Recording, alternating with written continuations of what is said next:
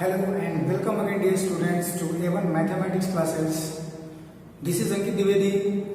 कैसे हैं आप लोग? होप आप सब लोग बहुत ही अच्छे होंगे। तो लास्ट लेक्चर में हम लोग बात कर रहे थे ट्रांसपोज ऑफ मैट्रिक्स के ऊपर, ठीक है। तो ट्रांसपोज ऑफ मैट्रिक्स में हम लोगों ने ट्रांसपोज ऑफ मैट्रिक्स का डेफिनेशन पढ़ लिया था। अगर किसी ने लास्ट लेक्चर को मिस कर दिया है तो डिस्क्रिप्शन में उसका लिंक दिया हुआ है, आप उस लिंक पे क्लिक करो और लास्ट लेक्चर को पूरा देखो, ठीक है। उसमें हमने प्रॉपर्टीज ऑफ मैट्रिक्स मल्टीप्लिकेशन को भी पढ़ाया हुआ है। तो आगे बढ़ते हैं हम लोग और देखते हैं कि ट्रांसपोज ऑफ मैट्रिक्स होता क्या है। ट्रांसपोज ऑफ मैट्रिक्स में मैंने बताया था बच्चों की अगर किसी भी मैट्रिक्स का ट्रांसपोज फाइंड करना होता है तो हम लोग क्या करते हैं कि उस मैट्रिक्स के रो और कॉलम को इंटरचेंज कर देते हैं। उस मैट्रिक्स के रो और कॉलम को इंटरचेंज कर देते हैं। मतलब फर्स्ट रो को फर्स्ट कॉलम, सेकेंड रो को सेकेंड कॉलम, कुछ इस तरह से, ठीक है। जैसे कि अगर हमारे पास ये कोई मैट्रिक्स है 1 2 3 4 5 6 सपोज है, तो अगर मुझे इसका ट्रांसपोज फाइंड करना है तो इसके ट्रांसपोज को हम लोग a डैश या a to the power t से डिनोट करते थे और a डैश या a to the power t हम लोग फाइंड आउट कैसे करते थे। तो ये जो फर्स्ट रो होता था ये फर्स्ट कॉलम में आ जाता था और जो सेकेंड रो होता था वो सेकेंड कॉलम में आ जाता था।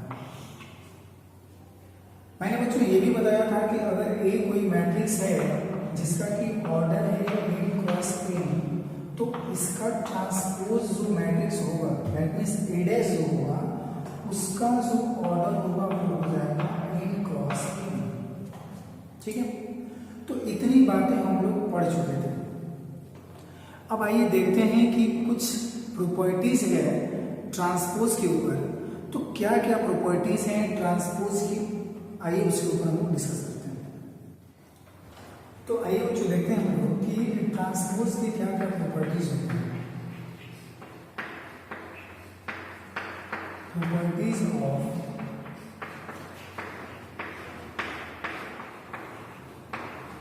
Transpose of matrix. अगर कोई मैट्रिक्स दे रखा है तो उस मैट्रिक्स के ट्रांसपोज की क्या क्या प्रॉपर्टीज होती हैं। तो जो पहला प्रॉपर्टीज होता है बच्चों वो ये है कि अगर किसी मैट्रिक्स का ट्रांसपोज निकाल लो और जो मैट्रिक्स आया उसका फिर से ट्रांसपोज निकाल लो तो वो मैट्रिक्स एज इट इज हो जाता है, ठीक है। मतलब कि किसी मैट्रिक्स का ट्रांसपोज, मैट्रिक्स का फिर से ट्रांसपोज वो उस मैट्रिक्स के इक्वल आता है। फॉर एग्जाम्पल अगर A इज इक्वल टू कोई मैट्रिक्स है 1 2 -3 and 5, अगर मैंने इसका ट्रांसपोज फाइंड करना है तो इसका ट्रांसपोज क्या हो जाएगा, रो को कॉलम में इंटरचेंज कर दो तो first row first column and second row second column हो गया, ठीक है। तो ये A डैश हो गया। अब अगर मैं इसका भी ट्रांसपोज निकालूं, इसका मतलब कि इसको फिर से क्या करो कि फर्स्ट रो को फर्स्ट कॉलम में इंटरचेंज करो और सेकेंड रो को सेकेंड कॉलम में इंटरचेंज करो। तो आप देख पा रहे होंगे कि जब मैंने किसी मैट्रिक्स के ट्रांसपोज का ट्रांसपोज निकाला तो वो मैट्रिक्स खुद के इक्वल आ गया, मतलब एक इक्वल आ गया, ठीक है। तो ये पहला प्रॉपर्टीज है। वैसे ट्रांसपोज ऑफ मैट्रिक्स की जितने भी प्रॉपर्टीज हैं वो काफ़ी इंपॉर्टेंट हैं, क्वेश्चंस सॉल्व करने में काफ़ी हेल्प करते हैं। सो सारे प्रॉपर्टीज को आप बिल्कुल केयरफुली समझना, ठीक है। सेकेंड प्रॉपर्टीज क्या है बच्चों?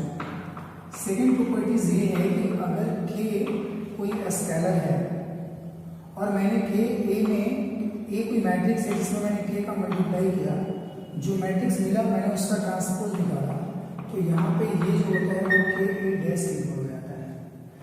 Where k is scalar, k जो है वो क्या है, स्केलर है। तो अगर किसी भी यहाँ पे देखो ये प्रॉपर्टीज क्या कहता है कि किसी मैट्रिक्स में किसी स्केलर का मल्टीप्लाई करो, जो मैट्रिक्स मिला उसका ट्रांसपोज निकालो, या फिर पहले मैट्रिक्स का ट्रांसपोज ले लो और और फिर किसी स्केलर का मल्टीप्लाई कर दो तो दोनों एक ही बात होता है। ठीक है, आइए इसको हम वेरीफाई करते हैं एक एग्जांपल के थ्रू। सपोज दैट यही कोई मैट्रिक्स है कि 1 2 -3 एंड 5। अब अगर मैंने किसी स्केलर k का मैंने मल्टीप्लाई कर लिया, ठीक है, k से मैंने मल्टीप्लाई कर लिया, और जब k का जब मल्टीप्लाई करोगे बच्चों किसी भी मैट्रिक्स में आपने स्केलर मल्टीप्लिकेशन ऑफ मैट्रिक्स तो पढ़ा ही होगा। तो किसी भी मैट्रिक्स में अगर हम लोग किसी भी स्केलर नंबर का मल्टीप्लाई करते हैं तो उन सभी एलिमेंट्स के साथ हो जाता है। मतलब कि मैट्रिक्स के अंदर जितने भी एलिमेंट्स होते हैं उन सभी एलिमेंट्स के साथ उस स्केलर का क्या हो जाता है, मल्टीप्लिकेशन हो जाता है। ठीक है, तो कुछ इस तरह से होगा। अब बच्चों यहाँ पे हम लोग क्या करते हैं कि इसका ट्रांसपोज ले लेते हैं। तो जब इसका ट्रांसपोज लोगे तो क्या आएगा बताओ जरा सा। फर्स्ट रो तो फर्स्ट कॉलम में एंड सेकेंड रो को सेकेंड कॉलम में मैंने इंटरचेंज कर दिया। उसके बाद अब इसका जो राइट हैंड साइड है वो ये कहता है कि पहले ट्रांसपोज ले लो और फिर स्केलर का मल्टीप्लाई कर दो तो ये दोनों आपस में हो रहा है। चलो देखते हैं। तो पहले ट्रांसपोज ले लो, ए डैश क्या हो जाएगा बताओ। ए तो दे रखा है 1 2 -3 5, तो ए डैश हो जाएगा 1 2 -3 एंड 5।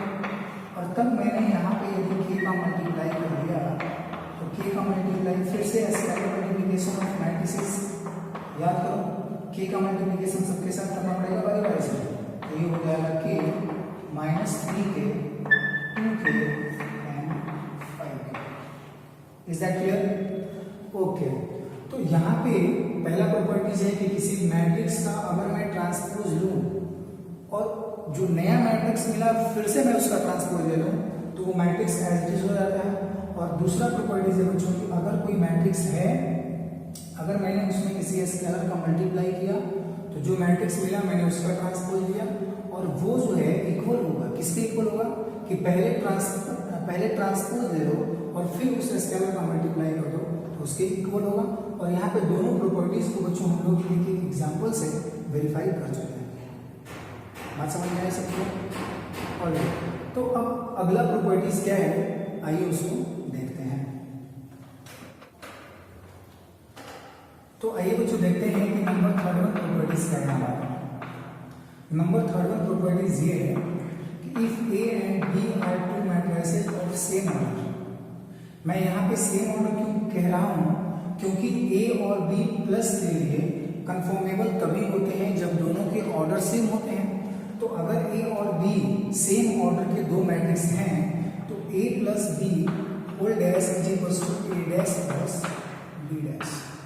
इसका मतलब ये हुआ कि अगर ए और बी दो मैट्रिक्स हैं और अगर डैश को डिस्ट्रीब्यूट करना है तो आप दोनों पे बारी बारी से डिस्ट्रीब्यूट कर सकते हो। इसका मतलब ये हुआ कि दोनों मैट्रिक्स का, अगर दो मैट्रिक्स दिए हुए हैं तो दोनों मैट्रिक्स को ऐड कर लो, जो नया मैट्रिक्स मिला उसका ट्रांसपोज ले लो या फिर ट्रांसपोज निकालने के बाद ऐड करो। ठीक है, वो बात इक्वल ही होती है। जैसे मैंने एक एग्जांपल से इसको समझना है तो एक एग्जांपल हम लेते हैं। a is equals to 1 2 -3 0 1 2 and b is equals to 3 0 1 and -2 1 0। Suppose है ये हमारे पास दो मैट्रिक्स है। ठीक है, अब हम लोग क्या करेंगे कि लेफ्ट हैंड साइड मेरा जो है वो क्या है, लेफ्ट हैंड साइड जो है वो ये है a plus B whole dash. तो सबसे पहले a और b दोनों को ऐड कर दो तो a और b का वैल्यू क्या मिलेगा बच्चों। दो मैट्रिक्स अगर सेम ऑर्डर के हैं तो उन दोनों को ऐड किया जा सकता है। अब बात है कि हम लोग ऐड कैसे करेंगे, तो ऐड करने के लिए हम लोग क्या करेंगे, दोनों मैट्रिक्स के कॉरेस्पॉन्डिंग एलिमेंट्स को ऐड कर देते हैं। यानी 1 + 3 तो ये आ जाएगा 4, 2 + 0 ये आ जाएगा 2, -3 + 1 ये आएगा -2, 0 + -2 ये आ जाएगा -2, 1 + 1 ये आ जाएगा 2 एंड 2 + 0 तो ये भी आ जाएगा 2। ठीक है, ओके। तो ये a + b का वैल्यू है। अब यहाँ पर कुछ हम लोग क्या करेंगे कि a + b का डैश यानी कि इसका ट्रांसपोज ले लो। तो ट्रांसपोज क्या, रो को कॉलम वाइज लिखना होता है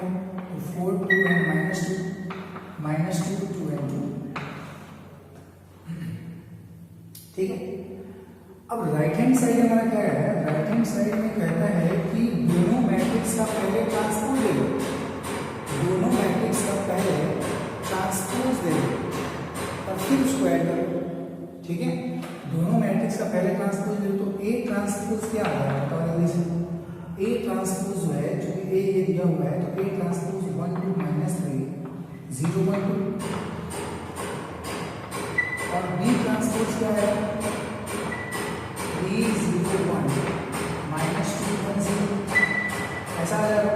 ठीक है, अब यहाँ पे हम लोग क्या करेंगे कि ए ट्रांसपोज और बी ट्रांसपोज को ऐड करते हैं। अगर हम लोग ए ट्रांसपोज और बी ट्रांसपोज को ऐड करते हैं तो देखो क्या मिलने वाला है, 1 + 3 ये तो आ जाएगा 4, 0 + -2 ये भी आ जाएगा -2 एंड 2 + 0 ये आ जाएगा 2 एंड 1 + 1 ये आ जाएगा 2 -3 + 1 तो ये आ जाएगा -2 एंड 2 + 0 तो ये आ जाएगा 2। अब जरा सा देखो कि लेफ्ट हैंड साइड और राइट हैंड साइड इक्वल है कि नहीं है। तो यहाँ पे हम लोग क्या किए बच्चों की, दो मैट्रिक्स लिए और दोनों मैट्रिक्स से इस प्रॉपर्टीज को क्या किए, वेरीफाइड किए। ठीक है, और ये प्लस के लिए ही नहीं, ये माइनस के लिए भी वेरिएबल होता है, वैल्यूएबल होता है। ये प्लस के लिए ही नहीं, ये माइनस के लिए भी वैल्यूएबल होता है। यानी कि a - b का होल डैश रहेगा तो भी हम लोग उसको लिखेंगे a dash minus b dash. ठीक है, बात समझ में आ रही है। तो ये था बच्चों क्या, third one properties. Next number 4 properties क्या है, आइए देखते हैं। आइए देखते हैं नंबर 4 प्रॉपर्टीज क्या है। तो जो चौथा नंबर प्रॉपर्टीज है बच्चों वो है रेसिप्रोकल लॉ। रेसिप्रोकल लॉ क्या कहता है कि ए बी का whole dash is equal to B dash A dash, A B का whole dash is equal to B dash A dash. ठीक है, मतलब कि अगर ट्रांसपोज दो मैट्रिक्स के प्रोडक्ट का अगर ट्रांसपोज निकालना होगा तो इसको रिवर्स करके लिखा जाता है, मतलब पहले बी डैश होगा फिर ए डैश होगा। अच्छा चलो इसको हम लोग समझते हैं, कैसे समझते हैं। जैसे मान लो कि अगर ए कोई मैट्रिक्स है,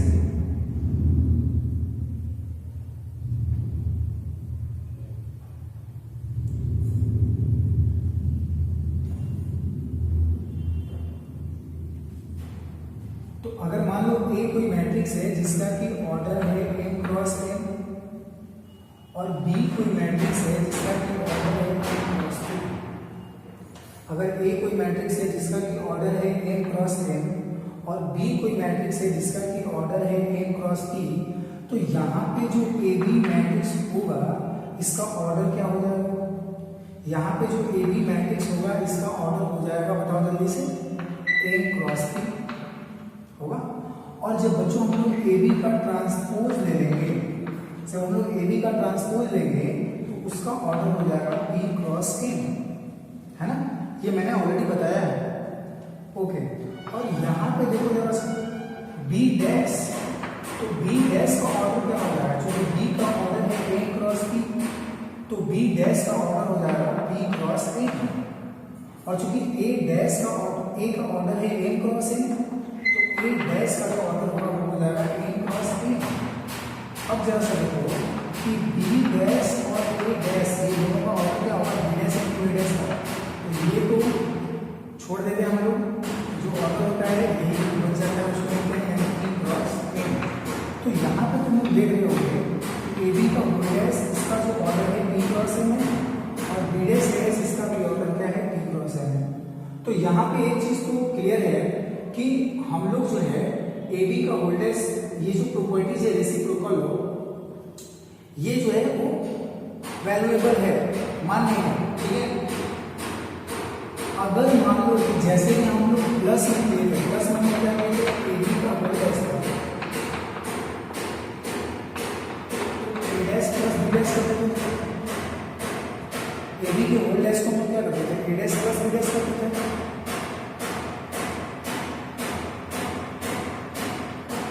तो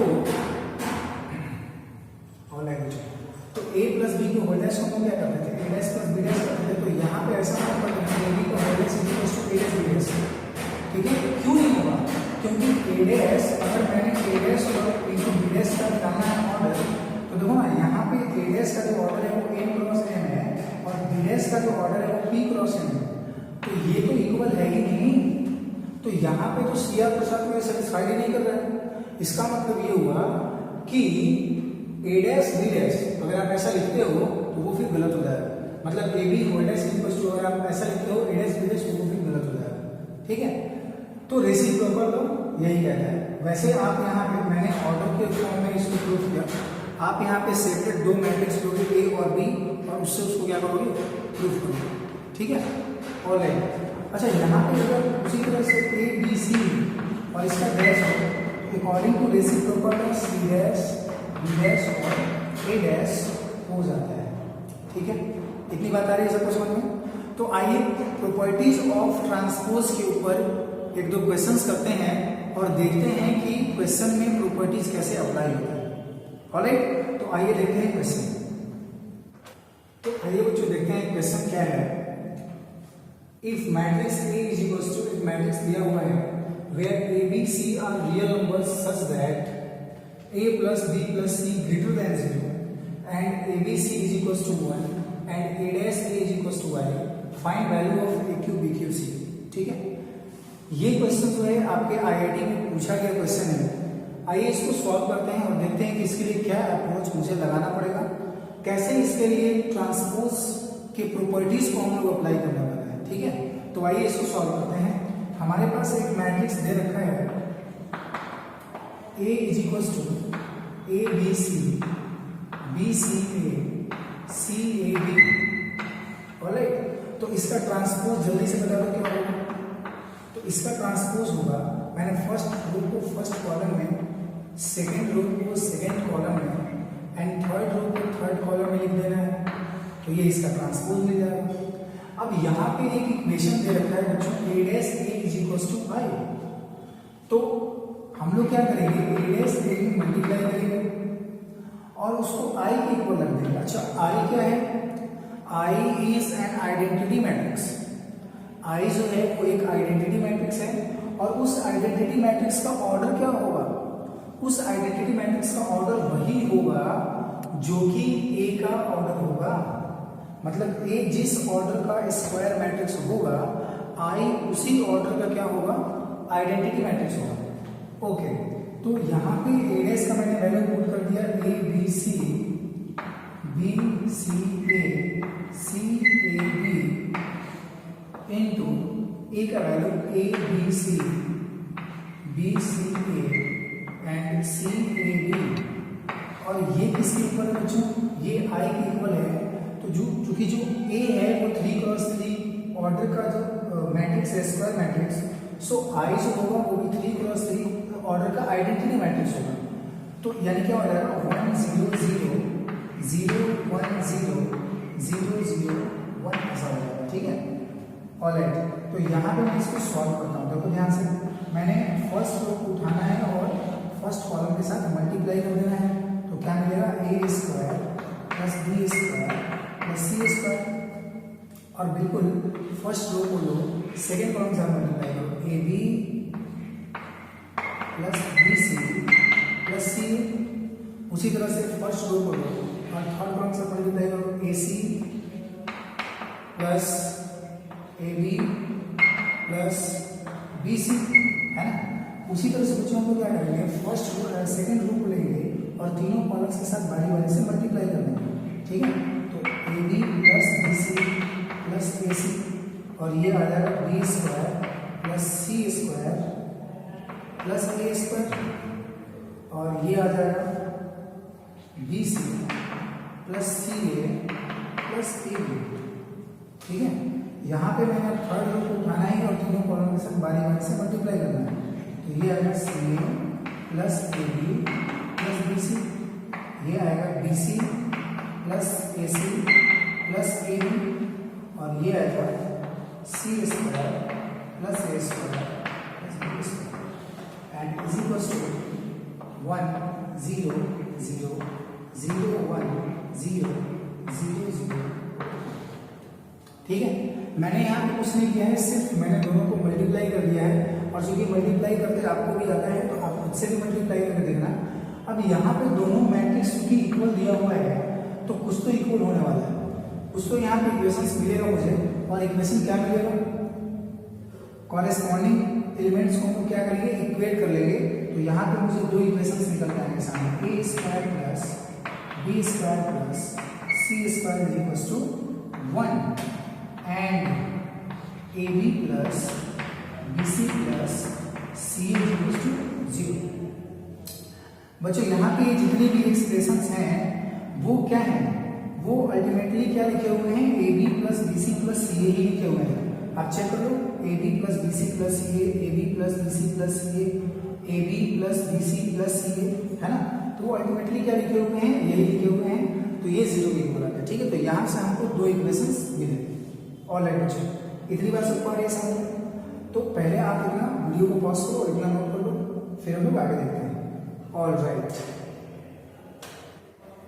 बच्चों, तो यहाँ से जो हमारे पास दो इक्वेशन मिला हुआ है, A square plus B square plus C square equals to 1 and A B plus B C plus C equals to 0। तो चूंकि हम लोग जानते हैं A plus B plus C whole square equals to formula क्या होता है, A square plus B square plus C square plus 2 into A B plus B C plus C. ठीक है, तो यहाँ पे क्या हो जाएगा, A plus B plus C whole square equals to A square plus B square plus C square का value कितना दे रखा है, 1 दे रखा है एंड प्लस 2 इंटू और A B plus B C plus C का वैल्यू कितना दे रखा है, 0 दे रखा है। तो यहाँ पे अल्टीमेटली जो है वो मुझे ए प्लस बी प्लस सी के होल स्क्वायर का वैल्यू निकल के आ गया 1। ठीक है, तो यहाँ से मुझे वैल्यू मिलने वाला है A plus B plus C is equal to plus minus 1। लेकिन ध्यान से सुनो, यहाँ पे एक कंडीशन दिया हुआ है। क्या कंडीशन है, a plus B plus C greater than 0। That means कि यहाँ पे जो वैल्यू प्लस और माइनस दोनों के फॉर्म में मिलेगा तो मुझे -1 तो नहीं लेना है। -1 क्यों नहीं लेना है, ये आपको समझ में आ रहा होगा, क्योंकि यहाँ पे जो है कंडीशन दिया हुआ है a plus B plus C greater than 0, तो -1 is less than 0। So that's why यहाँ पे मैंने जो है वो पॉजिटिव वैल्यू ले लेना है। तो a plus B plus C is equal to क्या मिल गया, 1 मिल गया। अब फाइनल मुझे किसका वैल्यू चाहिए, A cube plus B cube plus C cube का वैल्यू चाहिए। तो चूंकि हम लोग जानते हैं A cube plus B cube plus C cube minus 3ab C is equal to A plus B plus C into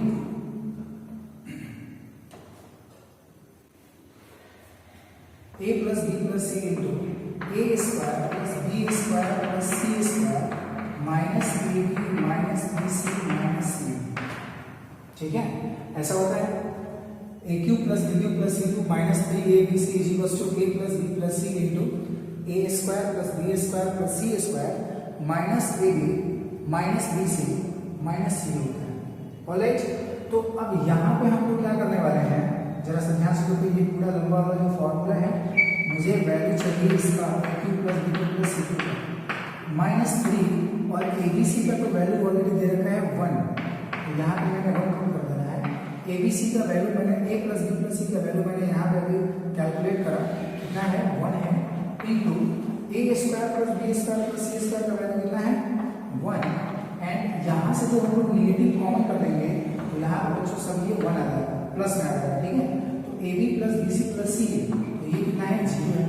ठीक है, तो यहाँ से अब आप लोगों को आंसर दिखने लगा होगा कि a cube plus B cube plus C cube का वैल्यू कितना आ रहा है।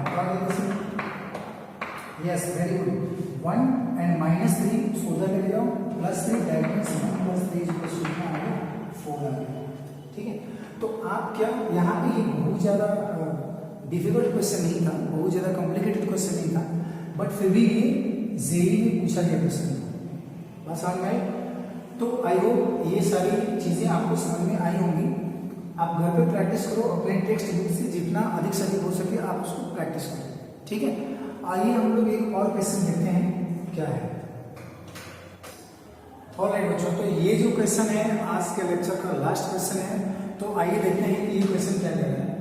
If P is a 3x3 matrix such that P to the power T, that means P का ट्रांसपोज दिया हुआ है 2P plus I, where P transpose is the transpose of P, and that means P to the power T वो एक symbol है, उसको बता रहा है कि वो जो ट्रांसपोज है किसका, P का, और I जो है वो 3x3 एक आइडेंटिटी मैट्रिक्स है।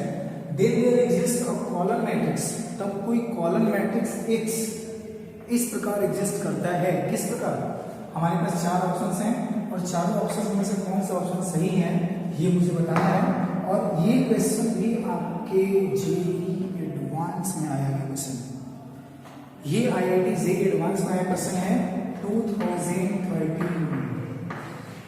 या 2012 में, ठीक है। और लाइट तो इसको हम सॉल्व करते हैं।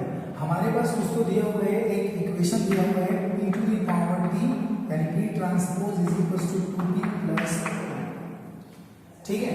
और हमारे पास कोई एक्सप्रेशन नहीं दिया हुआ है और कोई हिंट नहीं दिया हुआ है, तो मुझे इसी से काम चलाना पड़ेगा। चलो स्टार्ट करते हैं। हम लोग यहाँ पे क्या करते हैं, दोनों तरफ ट्रांसपोज ले लेते हैं। तो p transpose 2p plus i का ट्रांसपोज, ठीक है। तो यहाँ पे किसी भी मैट्रिक्स का ट्रांसपोज हो तो मैट्रिक्स एज इट इज हो जाता है। और यहाँ पे क्या हो जाएगा 2p transpose plus i transpose, ठीक है। मैंने जितनी भी प्रॉपर्टीज पढ़ाए थे ट्रांसपोज ऑफ मैट्रिसेस के वो सारा इस पे अप्लाई हो रहा है। तो p इज इक्वल टू क्या मिलेगा बच्चों 2p ट्रांसपोज। अच्छा p ट्रांसपोज का वैल्यू जो है यहाँ से लागू कर लो क्या 2p plus i and I कोई आइडेंटिटी मैट्रिक्स है, तो अगर हम लोग उसका ट्रांसपोज फाइंड करें तो वो मैट्रिक्स I के ही इक्वल हो जाता है। मतलब किसी भी आइडेंटिटी मैट्रिक्स का अगर हम लोग ट्रांसपोज निकालें तो वो मैट्रिक्स एज इट इज हो जाता है ना, मतलब I ही हो जाता है। ओके, तो यहाँ पे क्या आ जाएगा बताओ 2 to the 4p n plus 2p n plus 2i n plus 3i हो जाएगा, ठीक है। अब ये p को उधर लेके जाओ, that means 4p plus 3i minus p is equals to 0, that means 3p plus 3i is equals to 0। यहाँ से 3 को कॉमन करके क्रॉस करो तो p plus i is equals to आ जाएगा 0, ठीक है। अब सुनो, अब चूंकि मुझे px सारे ऑप्शंस में मुझे px दिखाई दे रहा है, लेकिन यहाँ पे x जो है वो पोस्ट फैक्टर है। देखो मैंने जब मल्टीप्लिकेशन ऑफ मैट्रिसेस पढ़ा रहा था तो वहां पे मैंने बताया था आप लोगों को प्री फैक्टर और पोस्ट फैक्टर के बारे में। तो पोस्ट फैक्टर का मतलब क्या होता है, p के बाद मल्टीप्लाई किया गया है x को, और प्री फैक्टर का मतलब p के पहले मल्टीप्लाई किया गया है x को। तो यहाँ पे हम लोग दोनों साइड पोस्ट फैक्टर करते हैं किससे, x से, ठीक है। दोनों साइड x से पोस्ट फैक्टर कर देते हैं। अच्छा ये 0 जो है वो रियल नंबर नहीं है, ऐसा मत समझ लेना। यहाँ पे 0 जो है वो नल मैट्रिक्स है। तो यहाँ पे अगर मैं किसी भी नल मैट्रिक्स में अगर मैं किसी भी मैट्रिक्स का मल्टीप्लाई करूँ तो वो मैट्रिक्स नल मैट्रिक्स ही हो जाता है, ऑलराइट। तो यहाँ पे px plus ix is equal to 0 आता है। ओके, तो px प्लस, और मैंने ये भी बताया है कि किसी भी मैट्रिक्स में अगर मैं आइडेंटिटी मैट्रिक्स का मल्टीप्लाई कर देता हूँ तो वो मैट्रिक्स एज इट इज हो जाता है। यहाँ पे x आता है, तो यहाँ से जो वैल्यू जो है वो निकल के आ रहा है px is equal to negative x। और देखो ये कोई ऑप्शन में है क्या, यस है, ये ऑप्शन में डी। ऑलराइट, आया सबको समझ में? तो आई होप बच्चों आज का लेक्चर आपको समझ में आया होगा। नेक्स्ट कल के लेक्चर में हम लोग पढ़ने वाले हैं एक इम्पॉर्टेंट प्रॉपर्टीज मैट्रिक्स, ठीक है। तो फिर मिलते हैं अगले लेक्चर में, तब तक अपना ध्यान रखिएगा आप लोग। Thank you very much for watching this video.